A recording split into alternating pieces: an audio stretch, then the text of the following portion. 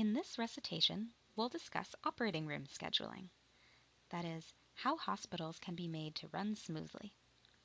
In particular, we'll discuss how an operating room manager can use integer optimization to make sure the hospital runs smoothly. So, hospitals have a limited number of operating rooms, or ORs.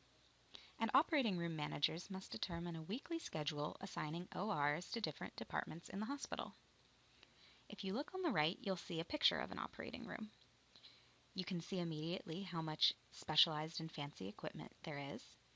And you have to remember that for any surgery, staffing the OR doesn't just involve the surgeon performing the surgery, but also other doctors, nurses, residents, and fellows. There's usually an entire surgery team. So due to the specialized equipment in an OR, as well as the specialized staff members, it's been estimated that staffing an operating room costs over $100 a minute. Therefore, for a hospital to run on a budget, it's very critical for the operating room manager to create a good schedule. However, this isn't without difficulties. Creating an acceptable schedule is a highly political process within the hospital. Surgeons are frequently paid on a fee-for-service basis, which means they get paid for every surgery they perform. That means that when you change their allocated number of operating room hours, it directly affects their income. Therefore, the operating room manager's proposed schedule must strike a delicate balance between all the surgical departments in the hospital. However, there are many logistical issues for the operating room manager to consider when designing the schedule. Operating rooms are staffed in 8-hour blocks. Each department sets their own target number of allocation hours, which may not be integer. In addition, departments may have daily and weekly requirements. For example, gynecology might need at least 1 OR per day. Ophthalmology might need at least 2 ORs per week. And for example, the oral surgeon might only be present on Tuesdays and Thursdays. The operating room manager needs to take into account all of these logistical issues when designing a feasible schedule.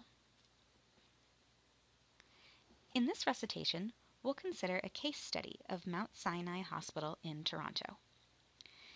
There are 10 operating rooms at Mount Sinai, which are staffed from Monday through Friday.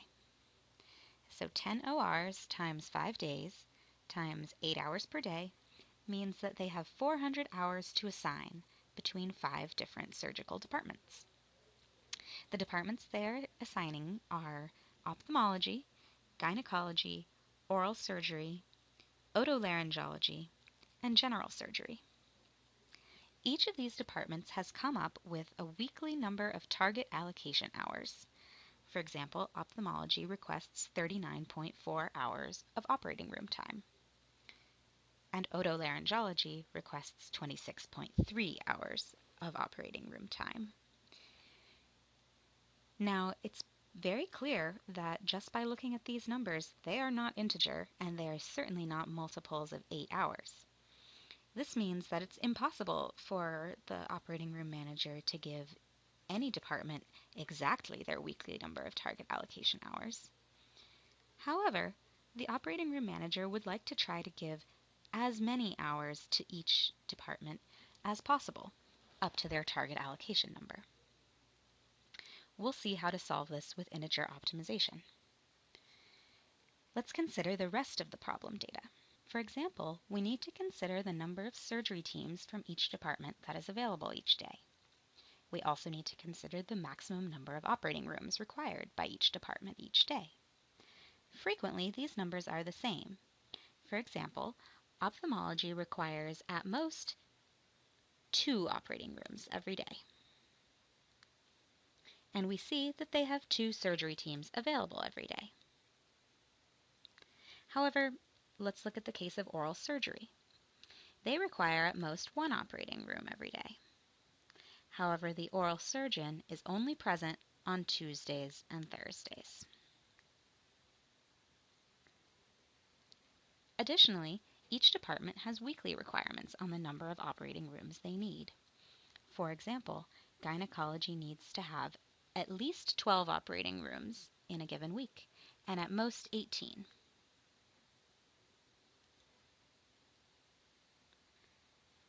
The traditional way of doing this was not by using integer optimization. Before integer optimization was implemented at Mount Sinai in 1999, the operating room manager used graph paper and a large eraser to try to assign the operating room blocks. Any changes that were necessary were incorporated by trial and error.